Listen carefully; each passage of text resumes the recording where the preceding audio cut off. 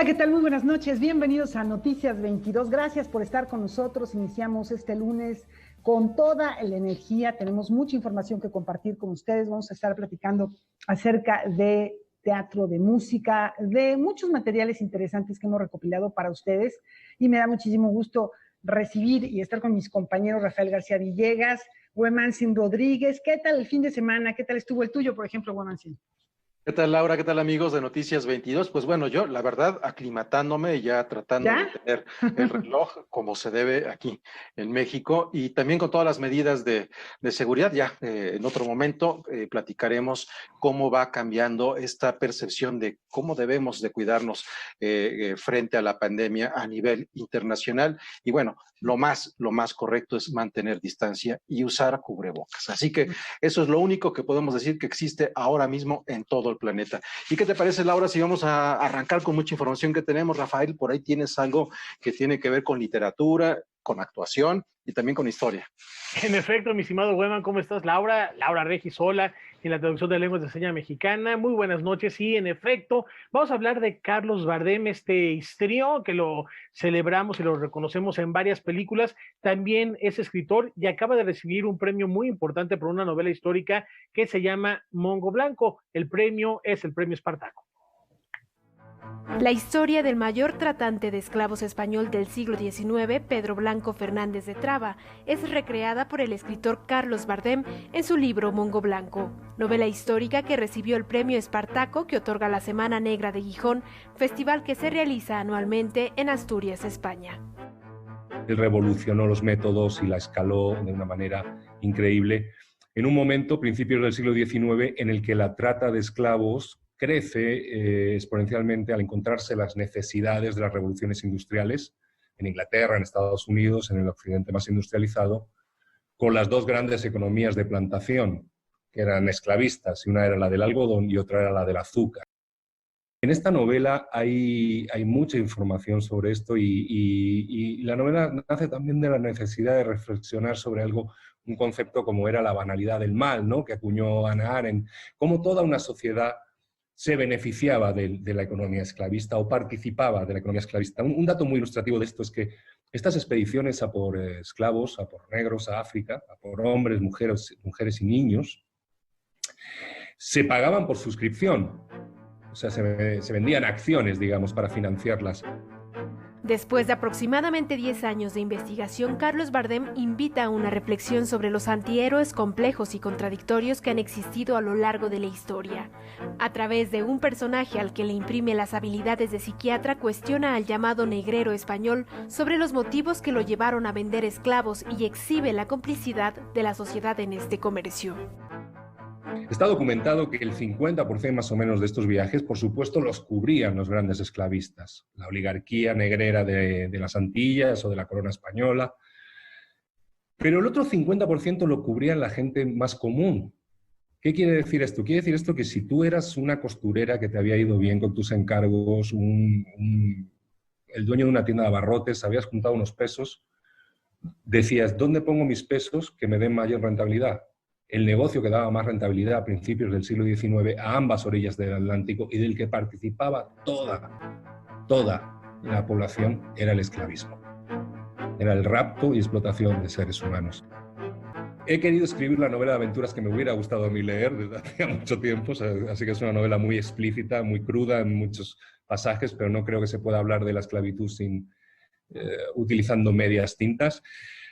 Pero es una novela muy bien documentada y es una novela que nos tiene que servir para reflexionar sobre estar siempre alerta para no ser cómplices de atrocidades. El Fondo de Cultura Económica publicará en México la novela Mongo Blanco. Primero estará disponible de forma virtual y después en papel. Noticias 22, Karen Rivera. Bueno, ahí tienen ustedes el trabajo de Carlos Bardem, exacto, hermano de Javier, y que aquí en México lo conocemos a través de películas, por ejemplo, La Zona de Rodrigo Plá o González de Cristian Gómez, entre otras de las cintas que ha trabajado en nuestro país. Y ahora vamos con algo que tiene que ver con imagen. Liliana Navarrete es una de las ganadoras de los Sony World Photography Awards y próximamente su trabajo va a ser exhibido en Londres. Con una imagen de Ciudad Universitaria teniendo como fondo la Biblioteca Central, Liliana Navarrete obtuvo uno de los premios del Sony World Photography Award. La categoría Open, donde compitió Liliana, tiene como objetivo descubrir imágenes que expongan el mundo que nos rodea. Y fue espontáneo porque en esa semana, yo tenía planeado tomarle fotos a la biblioteca en diferentes horarios, pero no lo llevé a cabo. Así, o sea, y ese día fue un miércoles, me parece. Creo que 25 de septiembre, no recuerdo bien. Y me tocaba clases hasta arriba. Y cuando la vi fue como, ay, qué bonito. Y todavía intenté retratarla como las horas siguientes, pero pues ya no fue lo mismo. La alumna de la Facultad de Arquitectura de la UNAM resultó ganadora de entre 350,000 imágenes provenientes de 63 países y será incluida en la exposición anual del certamen que se realiza en Reino Unido. Sin embargo, por la pandemia aún no hay fecha para la muestra. Me mandaron mi premio, que fue una cámara, y también me mandaron con el premio una carta por haber participado, y tuve una reunión con los del concurso vía Zoom. Y pues ya, o sea, de ahí en fuera pues no ha pasado nada. Nada más. Con el concurso está como bueno, a ver qué pasa. Noticias 22, Alberto Aranda. Bueno, vamos con otra premiación también que yo creo que nos va a llamar la atención a todos porque se trata del talento de Aisha y de Alejandro Corona Aguilar. Son dos mexicanos que destacan en el ámbito musical. En este caso, recientemente uno de ellos recibió el Grand Prize Virtuoso 2020, que es una premiación, un concurso internacional. Vamos a conocerlos. A Aisha y Alejandro Corona Aguilar, el talento les corre por las venas. De 17 y 15 años respectivamente, estos dos jóvenes virtuosos mexicanos se han hecho acreedores a diferentes premios internacionales en meses recientes. Ambos comenzaron su instrucción musical, guiados por sus padres, dos pianistas y compositores. Aisha tuvo un violín en sus manos desde los 2 años. Ahora, su talento la hizo acreedora al Excellence Award en el Singapore Violin Festival y a un segundo lugar en el Encore International Competition Violin.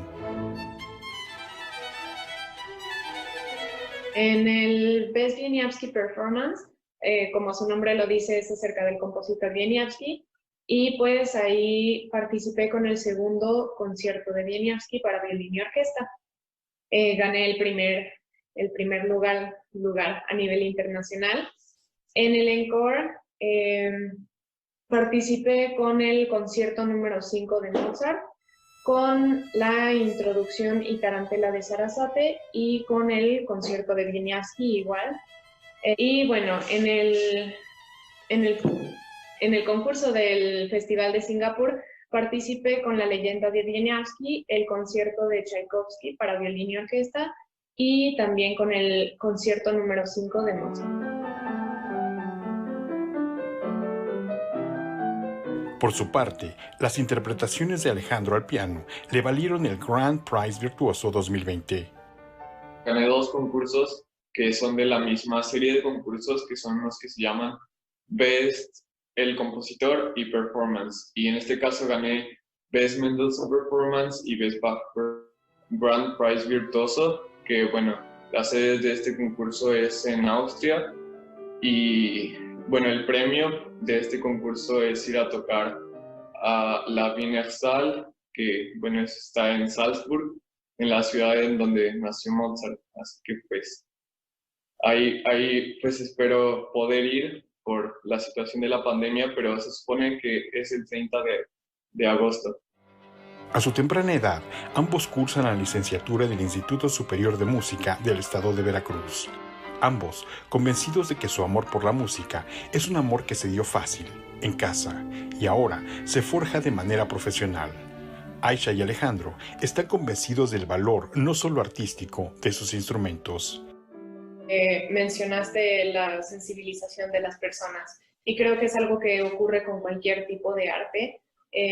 con este vínculo que se tiene hacia las artes, que son en verdad una expresión de lo más humana, porque es la expresión de lo que somos, ¿no? Nuestra esencia.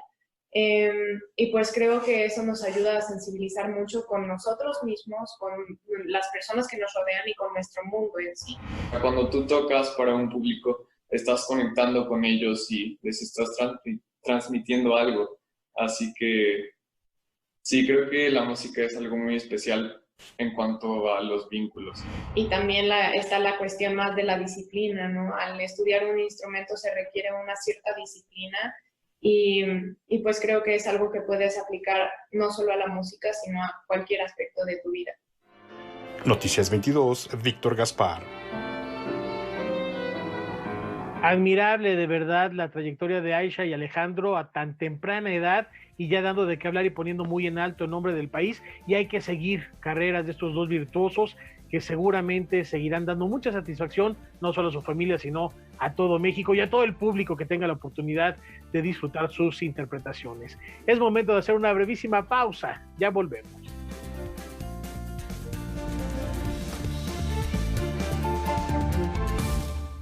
Ella siente que está siendo perseguida. Me venía siguiendo un auto, se estacionó en la esquina. Asómate y verás. ¿De qué color era? Negro. Y tras el miedo constante, su novio demerita sus ideales políticos y sociales. Dime la verdad, ¿quién era? Ya te dije que era Daniel. Todo cambiará dando un golpe de realidad y dolor. ¿Qué haces? Causas corrientes de un cuadro clínico, dirigido por Julián Hernández. Estreno, miércoles 23:30 horas. Ante su caída en las encuestas, López Obrador pretende desaparecer el INE para manipular las elecciones. Es el aparato de organización de elecciones más caro del mundo y nunca garantizaron elecciones limpias y libres. Presidente, el INE sí garantiza las elecciones, como lo hizo en las que tú ganaste. No queremos regresar a los tiempos antes del INE, cuando los gobiernos hacían trampa en los procesos electorales. No metas la mano en esa institución. PRD.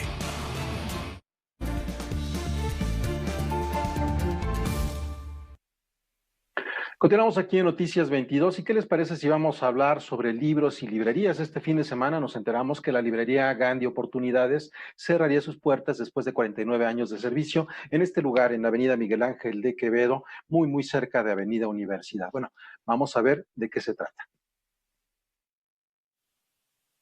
Yo proyecté aquí, en esta librería, durante algún tiempo, y luego en la segunda librería que hizo el señor Achar, que se llamaba El Ágora, que estaba frente al Teatro de los Insurgentes. Ahí también llevábamos el cineclub. Sí. Oiga, pero eran 3 locales. Ajá. El primer local, que era el número 128, era la librería Gandhi con una cafetería. Luego junto había una tintorería automática. Y luego el tercer local era una escuela de artes marciales. Y poco a poco fue creciendo Gandhi. Venía mucha gente porque después hubo un foro teatral que manejaba las pastorelas en época de Navidad, las pastorelas del señor Germán Deza, que era muy amigo del señor Achar. Entonces en época de navideña aquí se montaban las pastorelas. Sí. O sea, ¿tiene historia este lugar? No, todas. Pues, estamos del 71, son 50 y qué, más de 50 años. En junio, bueno, por la pandemia deberían haber hecho las ofertas de que hacían cada año por el aniversario de Librerías Gandhi. Oiga, ¿usted qué no vivió entonces aquí? ¿Qué no vivió aquí entonces usted? No, muchas cosas, muy agradables. Aquí dio los primeros pasos mi hijo. Sí, porque yo era asiduo al café y venía a jugar ajedrez. Y era un ambiente muy bonito, porque el señor Achar era muy amable, muy amiguero y muy buena persona, tanto él como sus hijos. ¿Qué la trae por aquí? Pues primero un poco de tristeza que cierre nuestra librería. Es una librería con la que crecimos, ¿no? Aquí nos pasábamos las tardes de estudiantes y pues nos dijeron hay remate, pues hay que venir a ver qué conseguimos. Vienen cumpleaños, hay que regalar libros, hay que fomentar la lectura. ¿Usted también venía allá arriba a tomarse un café, a jugar ajedrez? Sí, sí, sí.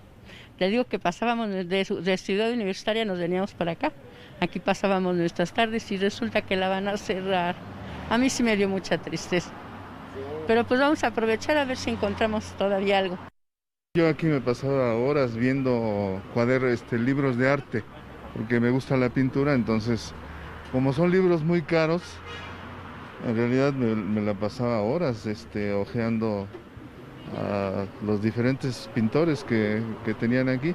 Ya después que trabajamos ya tuvimos un poquito de poder adquisitivo, entonces ya hice mi biblioteca de pintura. Y bueno, la pintura era el inicio. Nos hemos dedicado a leer los premios Nobel, los escritores mexicanos, la ciencia ficción. A nosotros cuando estábamos jóvenes y cuando empezamos a trabajar, se nos atravesaba una librería o una cafetería, eran como imanes para nosotros. O la discoteca. Ajá, ¿Los discos? sí, los discos. Bueno, aquí también siempre han vendido discos y buenos discos, entonces igual, de toda la música que se exhibía aquí, había unos muy buenos, sobre todo de jazz, muy baratos, clásica, muy baratos. Las películas de arte. También las películas de arte. Entonces, pues nos hemos nutrido culturalmente de este tipo de librerías.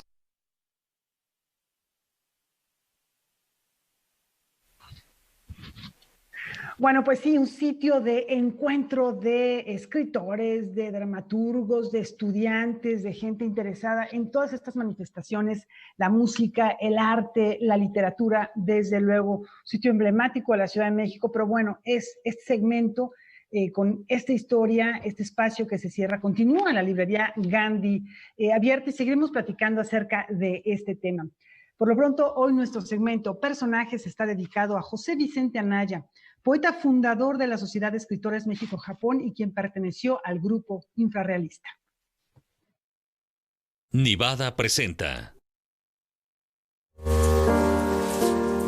Tras permanecer varios meses hospitalizado y después de haber sido sometido a una cirugía que le destapara las arterias y tener un mejor flujo sanguíneo, el poeta José Vicente Anaya falleció el 1 de agosto. Su hija, Andrea Anaya, informó que salió del hospital y llegó a casa a descansar, pero desafortunadamente falleció. Nació en Villa Coronado, Chihuahua, el 22 de enero de 1947 y 20 años después llegó a la Ciudad de México para estudiar en la UNAM las carreras de Sociología en la Facultad de Ciencias Políticas y Sociales y Letras Hispánicas en la Facultad de Filosofía y Letras. En 1975 formó parte del grupo infrarrealista al lado de Roberto Bolaño, Santiago Papasquiaro, José Rosas Ribeiro, Lisa Johnson, Mara y Vera La Rosa y Bruno Montané, entre otros. Fue autor de uno de los manifiestos del grupo y que tituló Por un arte de vitalidad sin límites. Traductor de la obra de Allen Ginsberg, Henry Miller, Otona Artaud, Erika Young, Margaret Randall, Leonard Candle, Carl Sandburg, Gregory Corso y otros. De 1997 al 2008, fundó y codirigió Alforja, revista de poesía y ediciones Alforja. Trabajó para La ENA, El Economista, El Financiero, El Gallo Ilustrado, La Jornada Semanal, Nexos, revista de la Universidad de México, Sábado y 7. De su obra destacan Poetas en la Noche del Mundo, Los poetas que cayeron del cielo, La generación beat comentada y en su propia voz, Peregrino, Largueza del cuento corto chino, pero sobre todo Hikuri. En este texto el poeta emprende un viaje de reconocimiento interno que se evoca con el consumo de peyote, rito ancestral de los rarámuris. Con información y texto de Alberto Aranda, Óscar Helguera, Noticias 22. Y les platicamos ahora que las editoriales Periférica y Errata Naturae por primera vez traducen a nuestro idioma 3 novelas indispensables. Desde 2016, la colaboración entre dos sellos españoles independientes, ambos con alrededor de 14 años de existencia, ha permitido el lanzamiento de 9 títulos. Errata Naturae y Periférica presentan 3 títulos de dicha colección en México. Uno de ellos es Tú no eres como otras madres. La autora es una escritora alemana que se llama Angelika Hausdorff. Es un libro apasionante que, además, siendo el que inauguró, digamos, este un poco sello en paralelo, realmente tuvo muchísimo éxito aquí entre la crítica y entre los lectores. Ha sido como el libro más exitoso de nuestra pequeña historia. Es una autora que cuenta un poco, reconstruye la historia de su madre, que fue una mujer muy, muy a contracorriente, ¿no? A principios finales del XIX y principios de los primeros años, las primeras décadas del siglo XX. Regreso a Berlín es un relato de la capital alemana de la posguerra, bajo la pluma de Berna Carlton. También está El Club de los Mentirosos de Mary Karr. Cuenta un poco una época que no está tan novelada en la historia de la literatura, que son los años, justo los años después de que acabara la Segunda Guerra Mundial, con un Berlín todavía destrozado, con las heridas muy abiertas, y el libro en verdad se basa en un viaje que ella hizo con una íntima amiga suya, que era la gran fotógrafa Giselle Freund. Y el tercer libro sería este, que es El Club de los Mentirosos, su título, y la autora es Mary Karr, que es una autora estadounidense. Este es un título increíble, es un libro muy, muy especial, que tuvo muchísimo éxito en los Estados Unidos.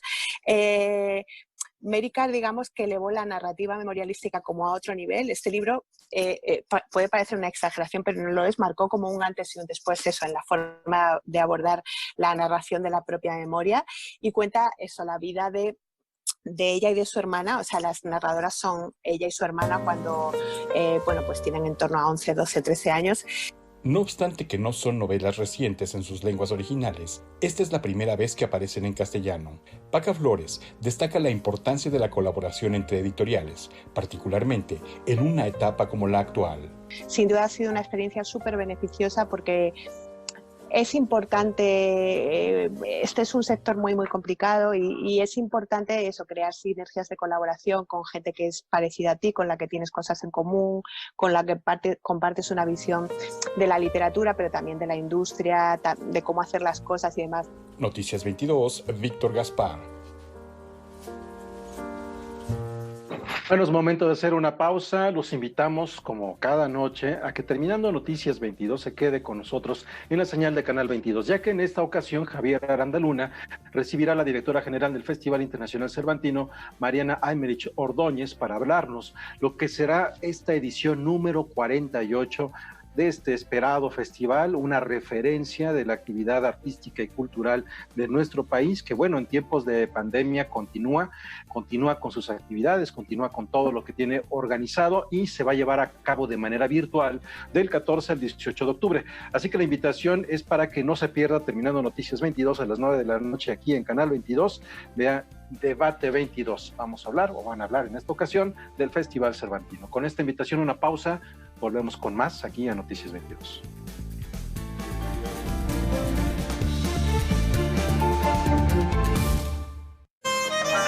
En una época indefinida, un boticario deberá investigar y resolver los sucesos relacionados con unas criaturas sobrenaturales. ¿Usted es la propietaria? Yo puedo ayudarte si lo deseas con mucho gusto. Así los Ashiki Warashi te dejarán en paz. ¡No! Que solo ellos quieren entrar en este mundo. Mononoke, en anime. Estreno, lunes a la medianoche, por Canal 22. La cultura se ve en todas partes. Quien sube a bordo de su taxi puede retroceder unos pasos en el tiempo para tomar una decisión distinta que cambie el rumbo de su destino. Pero que ese rumbo sea mejor depende por entero de lo que el pasajero decida. ちなみになんですけど、このタクシー10代の頃に戻ってそこから人生やり直すこともできるんですか？何年前ですか? 10年前。 ¿Cuánto estás dispuesto a pagar para regresar al pasado? Time Taxi, nuevos episodios, miércoles 22:30 horas, por Canal 22. La cultura se ve en todas partes.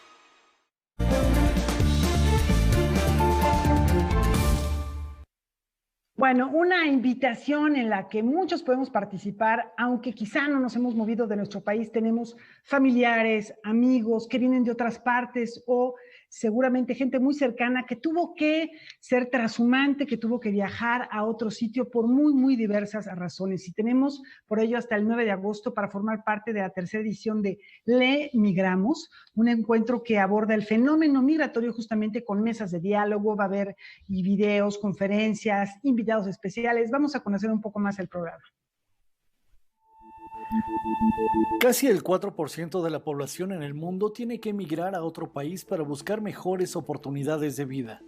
Con el propósito de sensibilizar al público sobre las causas y consecuencias del fenómeno migratorio, la Fundación SM, IBI México, el Centro Cultural España en México y el Comité de Libros Infantiles y Juveniles de la Cámara Nacional de la Industria Editorial Mexicana organizaron la tercera edición de Le Migramos, Historias que Cruzan.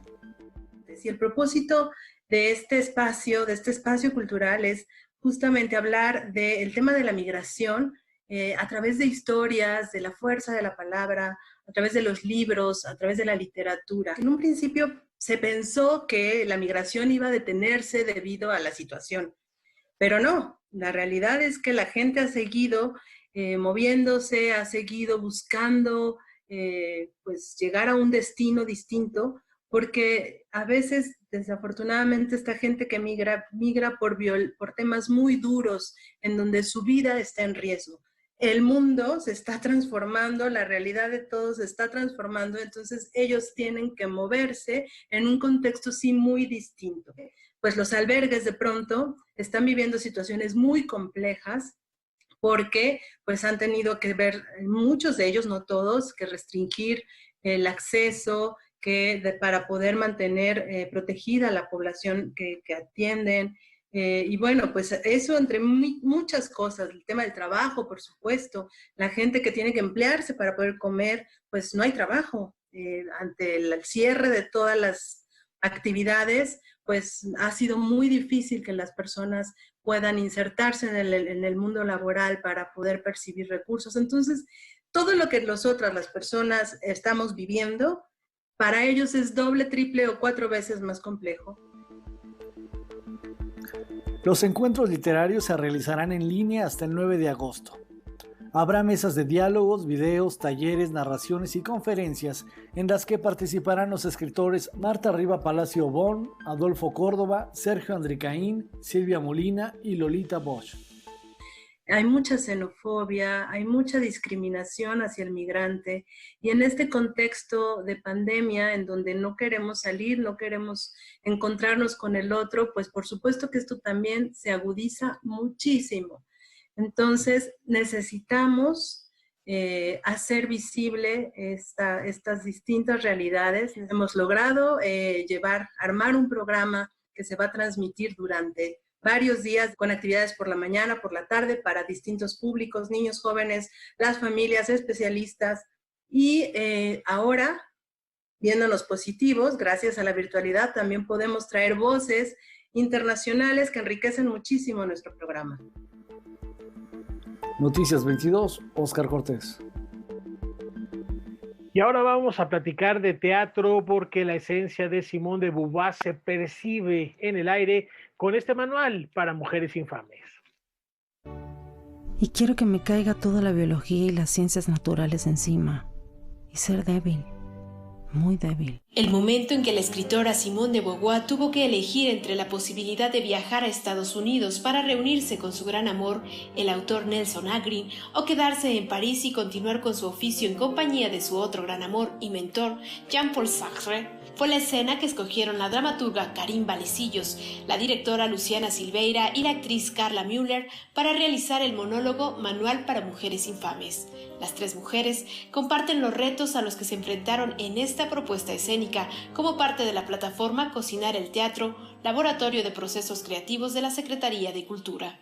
Inicialmente la idea surge de mi necesidad como mujer y como intérprete de hablar de cuestionamientos, ¿no?, que me planteo hoy en día en pleno siglo XXI sobre la mujer, donde Simone de Beauvoir es parte de un marco referencial y gracias a ella le debemos muchísimas cosas.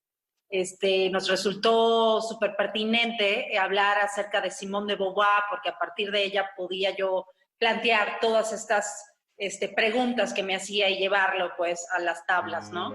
Cuando estoy borracha todo me parece trágico, patético y aterrador. Lloraré hasta secarme, hasta que no quede una sola lágrima, y me levantaré y seguiré. Porque eso hacemos las mujeres infames como yo, seguir. La idea de manual para mujeres infames surgió en 2016 en Caracas, Venezuela. El monólogo muestra la imagen de una mujer rota que tiene que tomar una decisión importante en su vida y que forma parte de las bases del existencialismo. Esta propuesta escénica plantea la pregunta: ¿realmente las mujeres son quienes quieren ser en medio de los roles que dirigen sus acciones? Y en este proceso es un poco dar con cómo fue el proceso creativo, también la decisión de la directora en cuanto a la iluminación y esta puesta en escena sumamente puntual, minimalista, que solo se basa en el trabajo actoral. Solo hay una mesa y una silla, no van a ver más nada, sino la actriz allí, y mis retos también como actriz para construir un personaje, también partiendo de un personaje histórico. Mucha gente tendrá la idea de quién es Simone de Beauvoir, pero aquí es realmente una interpretación, obvio, completamente personal de lo que yo siento que es el mensaje, que es lo más importante en lo que se centra la obra. El material de este monólogo puede consultarse en línea en el sitio teatro.inba.gov.mx. Noticias 22, Karen Rivera. Y ahora vamos con artes plásticas. El pintor Ángel Pawamba presenta una exposición con la que busca revalorar el oficio de los artesanos de nuestro país. Conozcamos más sobre su trabajo en Cherán Anapú, entre danzas y puntadas. De niño, Ángel Pawamba aprendió de su papá a tocar el clarinete, lo acompañaba a vender sus artesanías y veía cómo su mamá bordaba. Sin embargo, un día su padre decidió desmontar su carpintería y se dedicó a la venta de artículos del hogar, y su mamá siguió bordando para hacerse de otra entrada económica. Hace unos 5 años atrás, en una charla platicando con mi madre, hablábamos de justamente de los problemas que tienen los artesanos para poder comercializar sus piezas artesanales, y cómo a final de cuentas los intermediarios son los que llevan la mayor ganancia en esta parte, ¿no? Los artesanos siempre están trabajando sus piezas, pero cuando ya llevan a ofertarlas a los mercados, pues el intermediario siempre pone, pues, a final de cuentas, el precio que a ellos más les conviene, ¿no? La idea es tener una exposición de 60 piezas, mientras podemos ver una selección en la Ciudad de México con el título Cherán Anapú, entre danzas y puntadas. El colorido, pincelada y personajes que han caracterizado la obra de Ángel Pawamba ahí están, solo que ahora salen del cuadro gracias a los textiles. Hay otros elementos que obviamente no son danzantes, pero que sin embargo tienen mucho que ver con el asunto de la máscara, ¿no? De esta máscara de quiénes somos nosotros, ¿no? Esta máscara que todo mundo usamos ante el resto de la sociedad. Y hablo, por ejemplo, hay este asunto del ser nahual, ¿no? De esta transmutación. A partir como de algunos relatos. Realidades y Destino, título de la muestra, que prepara, reunirá a 6 artistas y 6 artesanos quienes elaboran obras en colectivo. El proyecto trata justamente de hacer ese vínculo y de compartir, siempre bueno, desde un respeto, desde los procesos de producción, que cada uno tiene uno desde la parte, pues, de procesos más empíricos, y otros los artistas que vienen ya con una formación académica, que tienen toda una metodología. Pero bueno, a final de cuentas creo que los dos conocimientos son importantes, ¿no? La exposición está planteada para ser presentada a finales de noviembre en el Museo del Estado de la ciudad de Morelia, mientras que Cherán Anapú, entre danzas y puntadas, se exhibe en la Galería CAM, Aristóteles 354, Polanco, en la Ciudad de México. Noticias 22, Alberto Aranda. Bueno, pues ahí está, la máscara en muchas culturas es símbolo de identidad. Hay quienes dicen que oculta quiénes somos, pero también puede revelar nuestra verdadera personalidad, identidad y idiosincrasia. Y con esto nos vamos a una muy breve pausa.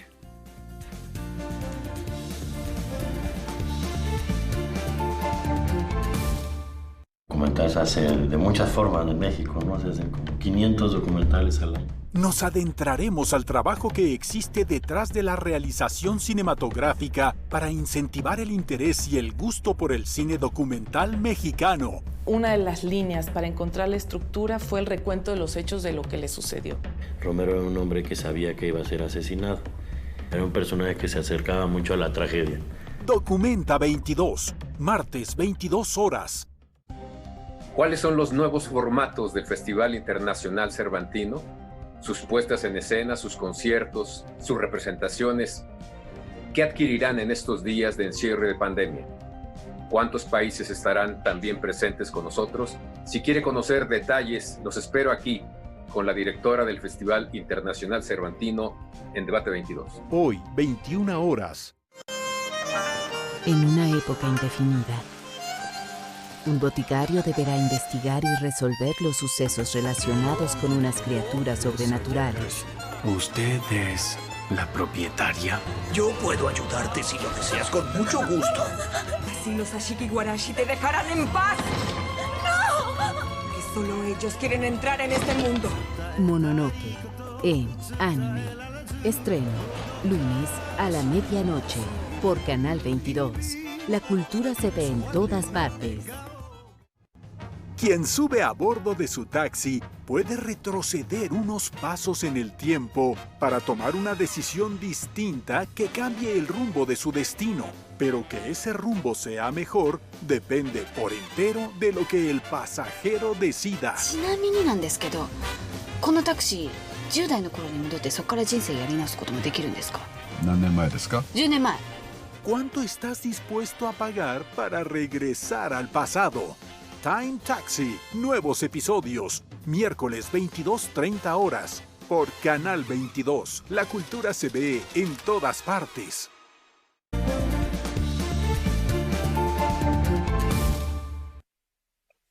La pandemia ha sido no solo un reto, un desafío para todos los que vivimos y estamos sorteando esto que conocemos como el año 2020, sino de manera particular para los creadores, para los artistas, una oportunidad para entrar en un diálogo interno, en un monólogo, una oportunidad para hacer teatro de manera distinta, para hacer video de manera distinta, como se puede comprobar en esta convocatoria que lanzó el Centro Cultural Helénico. Solito. El Centro Cultural Helénico dio a conocer los proyectos escénicos seleccionados de las convocatorias Monólogos de la Contingencia y Teatro en Casa en tiempos de COVID-19, en las que participaron familias mexicanas quienes desarrollaron e interpretaron una historia de manera individual o con asesoría de dramaturgos, actores, escenógrafos y vestuaristas profesionales. Fueron 33 los trabajos ganadores, 25 de ellos desde el telón de los hogares y 12 monólogos. Esto provocó que se crearan otros códigos, otros lenguajes, el uso de la cámara, el uso del celular, la efectividad del lenguaje, la dramaturgia ahí o el guión, pues tiene como una, ahora sí que simbiosis entre guión para cine o guión para televisión, con drama, con dramaturgia, con escritos para teatro, que son lenguajes distintos y que aquí han encontrado como ya un río que los conduce. Salieron todos trabajos muy, muy significativos de la condición y de la percepción de la realidad de cada una de estas familias. Entonces, hay trabajos desde personas con discapacidad manifestando su intención de poder ser visibilizadas, hasta familias que necesitaban encontrarse cuando habían estado separadas, etcétera, y que este trabajo sirvió para ello. Ambas convocatorias forman parte del programa Contigo en la Distancia de la Secretaría de Cultura. Los trabajos seleccionados podrán verse en esta plataforma y en el canal de YouTube del Centro Cultural Helénico. Además, Los ganadores de Teatro en Casa en tiempos de COVID-19 serán transmitidos en Canal 22. La maquinaria ya está echada a andar, la maquinaria del programa, y entonces yo pienso que entre agosto y septiembre ya podremos estar viendo un programa especial para mostrar el trabajo de los participantes de Teatro en Casa en tiempos del COVID, con obras como La Cuenta con Kate, Un Día Normal en Cuarentena, Elvis el Virus, La Carpa del Fin del Mundo, 7, que es un trabajo muy interesante, Cómo el virus afectó mi vida, etcétera, etcétera. Son en total 25 trabajos que podremos disfrutar en un programa especial en el Canal 22 ya muy próximamente. Y ahora, Noticias 22, Oscar Cortés. Con permiso, Cuyons. Y ahora vamos a continuar con un libro que nos invita a una reflexión, que tampoco es una reflexión muy nueva, que digamos, porque ya existe este libro, Caminar, de Thoreau, que es más o menos de principios del siglo XVIII, y ha inspirado a muchos autores, como es el caso también de Baudelaire, y entre ellos, en los últimos años, a un noruego que se llama Erling Kagge, que ha hecho este libro que se llama Caminar. ¿Qué es lo que detona caminar? Bueno, veamos a continuación.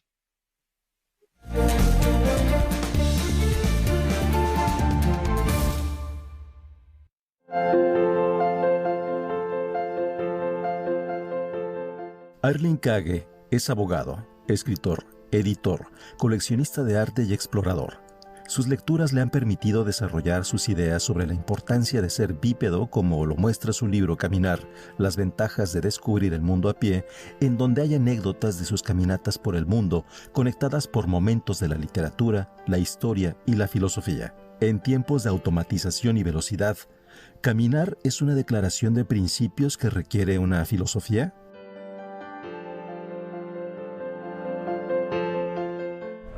We walk less and less. Homo sapiens has been walking since, day one. It was a possibility to walk on 2 legs that made Homo sapiens and defined us as species. And while today we walk less and less, and we could turn into something else than Homo sapiens. So I think in daily life you don't need a philosophy for it, but I think it's interesting to think about what walking is and why walking is important. Kagge es un explorador. Es la primera persona en completar el desafío de los 3 polos, Polo Norte, Polo Sur y la cima del Monte Everest. Si bien los territorios nórdicos aún son recordados por las exploraciones vikingas de hace más de 1000 años, Kagge considera que ese espíritu está en todo ser humano. Today is just too much noise. That's why I wrote this book, Il Silenzio, because people get sad, they get lonely, they get depressed because they're not exploring. Exploring until now was to walk around, do something physical, while when I look at my teenage daughters, exploring is about looking into a screen. And that makes you very unhappy. And also that's one of the reasons you need to get up from your arse, you need to walk, you need to see the world, you need to smell, you need to listen, you need to see and move around.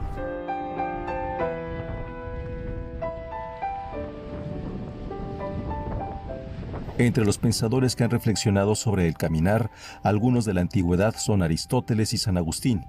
En el siglo XIX hay 2 referentes del mundo contemporáneo: el estadounidense Henry David Thoreau, quien escribió Cuando mis piernas empiezan a moverse, mis pensamientos fluyen, y el francés Charles Baudelaire. Mientras que para Thoreau era fundamental caminar en la naturaleza, para Baudelaire lo era caminar en la ciudad.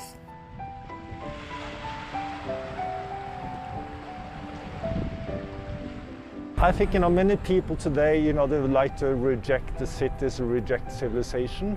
I don't. And I'm not anti-capitalism and anti-technology. I just think we need to be more aware of what we're doing, that we have this one huge, beautiful opportunity to have a rich life, and we're wasting it by sitting down throughout the whole day, by not, experiencing silence, by running away from ourselves. So I think it's not a matter about having a huge radical change in life. I think we talk about, small, important changes.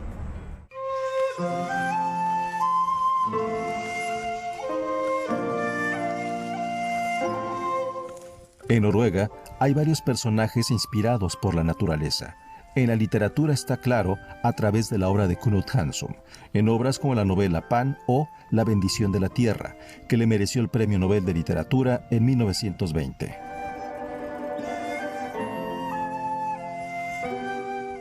That's a beautiful book. And of course, Hamsun was, he knew the importance of being in touch with nature. And I think today, because people, feel superior to Mother Earth, it's a big mistake, because the world is 4.5 billion years old, so we should listen to Mother Earth.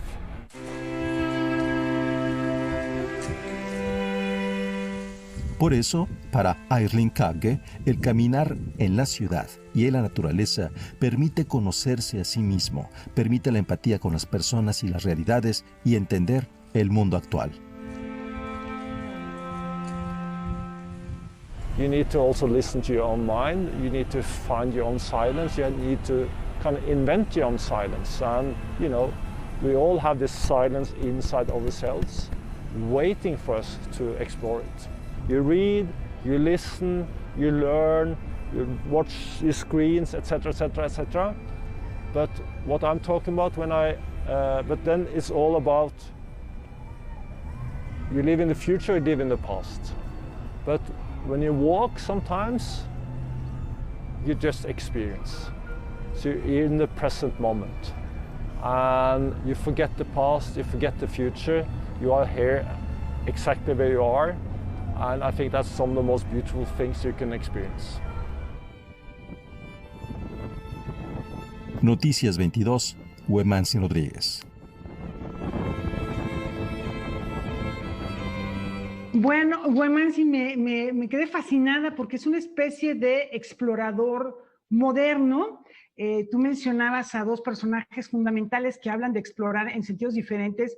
Uno es Henry David Thoreau, que habla justamente en el libro que mencionabas, en Caminar, acercarse a la naturaleza, acercarse a los parajes más salvajes. Él habla mucho de ese hombre salvaje que tenemos adentro. Y por otro lado mencionas a Baudelaire, que ahí está la tradición del llamado flaneur, que es el caminante, casi un clochard, casi un vagabundo, pero que busca por las calles. Y ahí hay un tercero que yo diría que es el varón rampante, que es esta idea de Italo Calvino, que es un hombre que no va ni por la naturaleza, ni por las calles, sino por los árboles. Y son tipos de exploradores que yo creo que después de ver esto, pues hay también la exploración contemporánea de nuestro entorno que nos lleva hacia adentro de nosotros mismos. Esto que dices, Laura, verdaderamente me fascina porque mira, lo que aprendemos en el caso de Baudelaire es que la ciudad nos describe, la ciudad nos abraza, nos recibe y de alguna manera es también una extensión de nosotros mismos. Por eso es que las ciudades van de acuerdo a nuestros temperamentos y a nuestras formas de actuar. Por poner algún ejemplo, y esto era algo que conversé en muchas ocasiones con Ignacio Padilla, pareciera en el caso de la Ciudad de México que estamos frente a una ciudad que jamás terminará de construirse, que siempre está en un constante ya mero, ya casi, ya pronto, en el futuro estará completada. Y eso de alguna manera también se refleja en nosotros. Va mucho en este espíritu que hablas de la observación del flaneur, pero también esa otra parte de Italo Calvino que tiene un libro maravilloso, El tiempo de arena, me parece que se llama, Libro de arena. Es el mismo Calvino como viajero, reconociendo y observándose en ese sentido al cual tú estás hablando. No habla de las cosas que hay, sino se anda literalmente por las ramas de todo. Y sabes también que se me vino a la mente, mi querido Hueman, al ver esta nota, esta propuesta, Claudio Magris con su Infinito Viajar. también estas crónicas de viaje que nos ayudan a entendernos a nosotros mismos, a partir quizá no de esa ciudad cotidiana que ustedes plantean, sino de la realidad de los otros, de encontrarnos como extraños en otros lugares, y de ahí la importancia de lo que dice Kierkegaard, de vivir el aquí y el ahora con esas andanzas, con ese recorrer y experimentar el presente a través del caminar, que me parece una propuesta fascinante.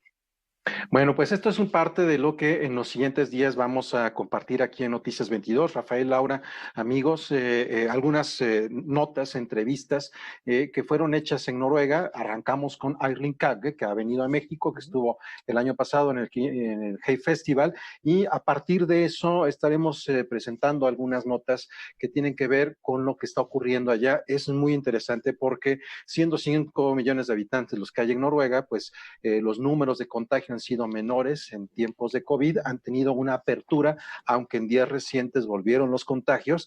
Bueno, permite que haya cierto dinamismo cultural con sana distancia, que eso se da perfectamente entre los países nórdicos. Está dada de anticipo la sana desde distancia. antes, digo. Sí. Y vamos a despedirnos, ¿les parece? Si para cerrar, ¿qué otra manera mejor hay de viajar que un buen libro? Y la música, por supuesto, yo recordando a uno de los grandes de la música nacional, actor también, compositor entrañable. Todos alguna vez en nuestra vida hemos cantado por lo menos el estribillo o el inicio de una de sus canciones, y me refiero a Manuel Esperón. La canción en cuestión es Amorcito Corazón, que no será la despedida de esta noche, pero hay tantas anécdotas en torno a la obra de este gran y genial compositor. Bueno, está Flor de Azalea, que escucharemos en un instante, pero tiene música instrumental, compuso cualquier cantidad de música para cine también incidental, que vale la pena recordar. Uno de los grandes compositores, Rafael, Laura, amigos, que lo reconocemos por estas canciones que hablas, Rafael, pero él tiene, además de eso, aproximadamente 600 partituras de música incidental. Era un gran compositor. Efectivamente, ahí está en nuestra memoria musical. Y bueno, vamos a escuchar justamente esta pieza que nos anunciabas, Rafa, que es bellísima, Flor de Azalea. Muchas gracias, nos vemos mañana. Buenas noches. El paso de las horas.